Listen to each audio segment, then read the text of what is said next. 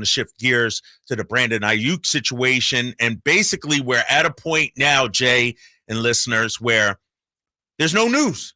There's no movement. We're at a stalemate right now.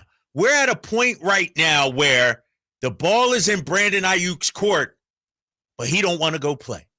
You know how it is. It's like being a basketball player as a kid. You got your rock. You got your team.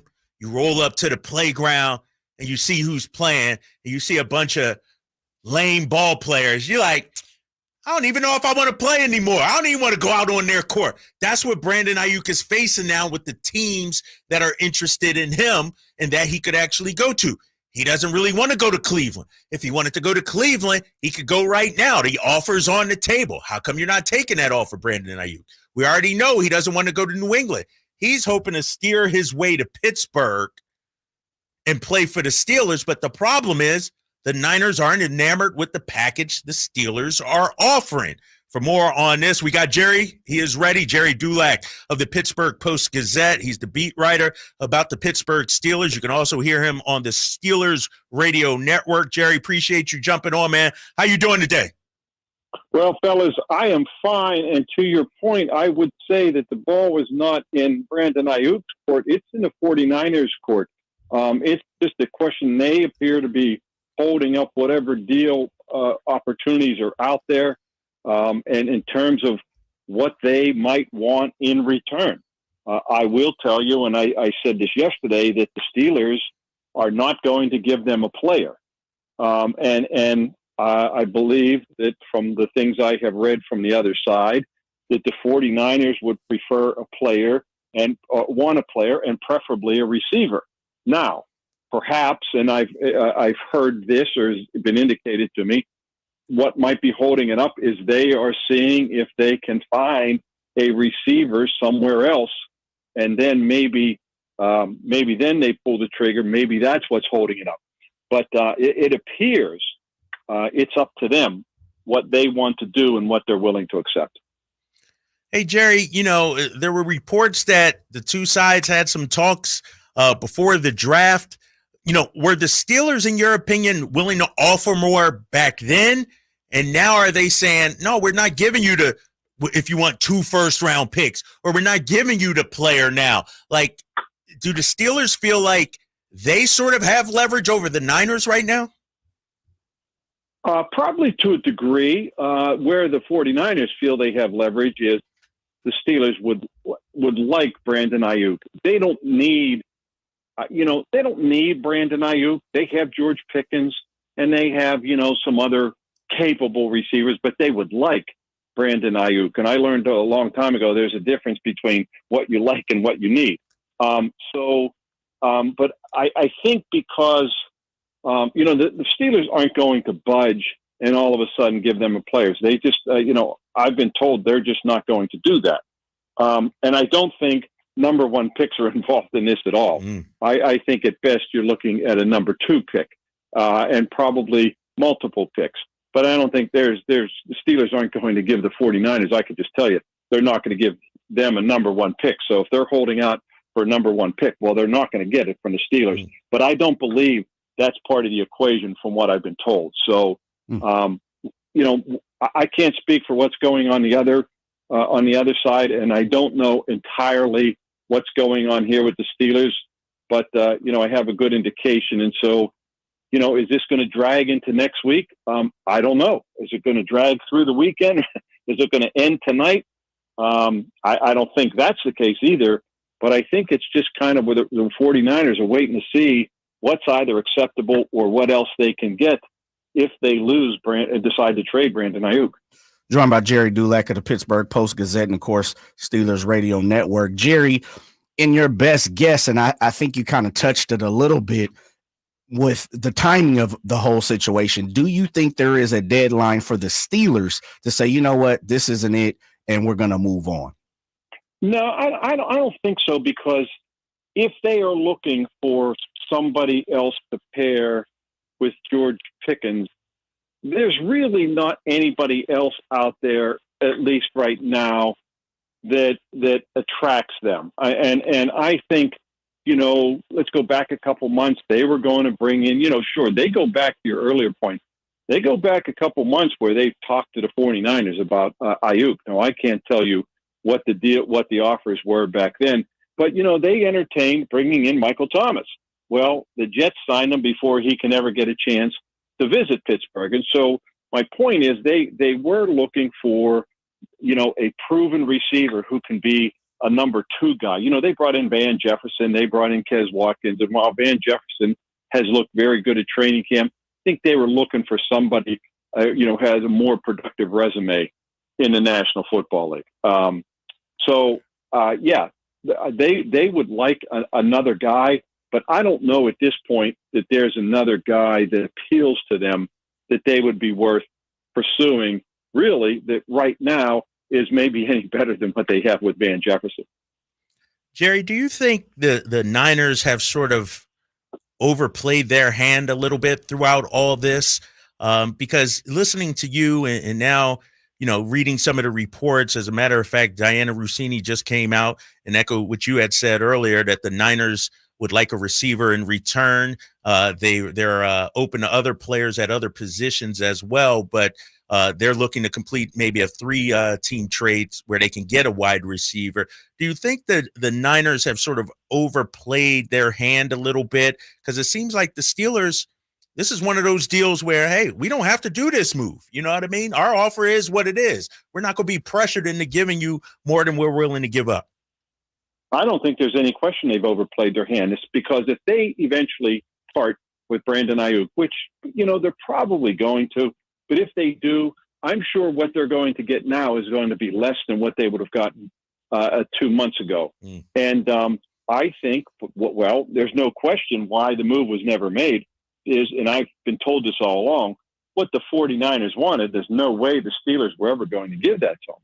So, yeah, I think they thought they were going to get more, or they could get more for what they're eventually going to get for Aiyuk. And again, you're talking, it's not Deebo Samuel here. This is their second receiver. And I like Brandon Aiyuk. I liked him coming out. I thought he would be a good fit for the Steelers. But I think if they thought they were going to get a number 1 or a pair of number 1s, whatever they thought, they obviously not only overplayed it, they were wrong because they haven't gotten it. And so I think they've kind of did it to themselves, if you will. Gerry, a lot of times what you say seems to be gold, and I know you would probably say opposite when it comes to the Steelers, but you've been around that team for quite a while and been on the beat and on the path. When you absolutely say there is no shot that the 49ers receive a player, you really believe there's not one player that might be in the trade talks for the Pittsburgh Steelers? Well, the one thing I've also learned over the years is I never say never. All I will tell you is the people who matter,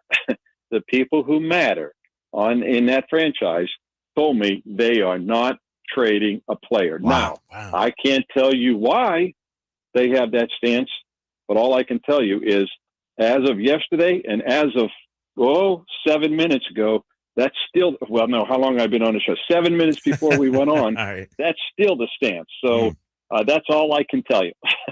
What's the fan base's take on this? What's the vibe around the city? Do fans want them to get this done, or Absolutely. Yeah. I'm sorry to interrupt. Absolutely, they do. Because look, fellas, at what they have done since last year. They have gone out and pursued. That's why they've been the talk of the offseason. They've gone out and they've pursued and obtained some of the biggest names in the league, starting with Russell Wilson. Then they go get Patrick Queen in free agency. Then, of course, everybody was talking about Justin Fields. They go out and get Justin Fields after they trade Kenny Pickett, their former number 1 pick. So they have not been afraid. They gave Patrick Queen the biggest contract they've ever given in free agency. Russell Wilson is the biggest name, biggest resume they've ever attained in free agency. And then they go out, an hour after they trade Kenny Pickett, go back to the Bears and get Justin Fields. And so now this is just another example of them trying to get back where they believe they should be. And that's, among the elite. They're still obviously a very good team, a very good franchise. Haven't won a playoff game in 7 years, fellas. And I think they're a little tired and a little little impatient about that happening. And so they are going to do what they feel they need to do to put themselves back where they feel they belong. And Brandon Aiyuk would add to that. And so that's been their mindset. And that's why, they're not going to break the bank for them. They're not going to be stupid about it, but they have been actively talking and trying to make a trade or sign a guy like a Michael Thomas. But they all along, their druthers would have been to have Brandon Aiyuk. And if they can do it, you know what? Good for them. Gerry, we'd be remiss not to ask about Najee Harris, who's a local boy around here. But before you get to Najee, I wanted to get your take on the quarterback competition right now between Justin Fields, Russell Wilson. I know it's still early in the game, but we're also inching closer to the season. What's your take on where the Steelers see both their quarterbacks right now? Well, I will say this for Russell Wilson's little calf injury. It's not serious. It's not a Joe Burrow injury, but I will tell you, they don't want it to become a Joe Burrow injury. So that's why they've just been cautious with him. But you watch Russ move in training camp. You watch him move in drills, 7-on-7. He's been back in some team drills. He moves perfectly fine. They're just being cautious with him. But what it does is it has given them a chance to evaluate Justin Fields to see what he can do in this offense. How does he look, under Arthur Smith's control? And he has looked very good. You see the best of Justin Fields, down the field, throwing dimes, a one read throw on a slant to George Pickens, bang. Where you see the bad Justin Fields is drop back, maybe try to go through a few progressions. Okay, now what? Boom, gets thrown into the ground. And then, of course, you see his skill set with his feet is impressive. But I don't think it changes anything. Russell Wilson was brought in to be their starting quarterback. He will be their starting quarterback. But I think maybe Justin Fields has given them pause to think, hey, maybe we have to incorporate a couple packages. And, Arthur Smith said the other day, fellas, that he's dangerous with the football in his hands. Why would you keep that kind of guy on the bench for the entire game?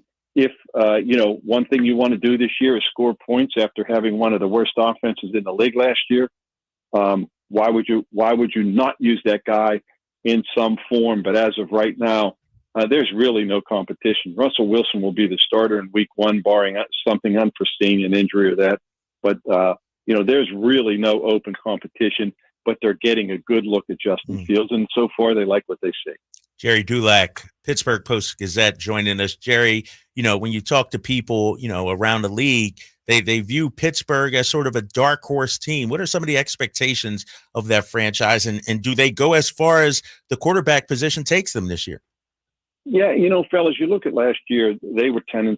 Now, Mason Rudolph came off the bench and actually saved their season with those 3 wins. But they were a 10-7 playoff team. Well, look at their roster and what they've done in the offseason and tell me they are a better team right now than they were last year at 10-7. So, I think it's very feasible. 11-6, you get a few good breaks. You never know, maybe 12-5, but I'll stick with 11-6 and we'll see what happens from there. But I think people are excited. They're certainly excited here by all the moves they've made and the hope. And yeah, they don't have Ben Roethlisberger anymore, and they have a 36-year-old quarterback in Russell Wilson. But fellas, he threw 26 touchdowns last year with 8 interceptions. You know how many quarterbacks in the league will take that? You know how many teams in the league would take that from their quarterback? I don't think there's any question. People want to say, "Oh, does he have anything left in his tank?" Yeah, I think he does, and certainly we're going to find out. I don't even think that's a question, but we will see, and that's the reason they brought in a guy who's won 1 Super Bowl, should have won another, 9-time Pro Bowler. That's what they feel they need, right, to take that step immediately to win a playoff game and try and get back to where they're accustomed to being, as I said earlier, at the top of the league, winning Super Bowls. Are they a Super Bowl team? No, but they at least want to start making the steps, taking the steps back toward that, and that's what they're trying to do.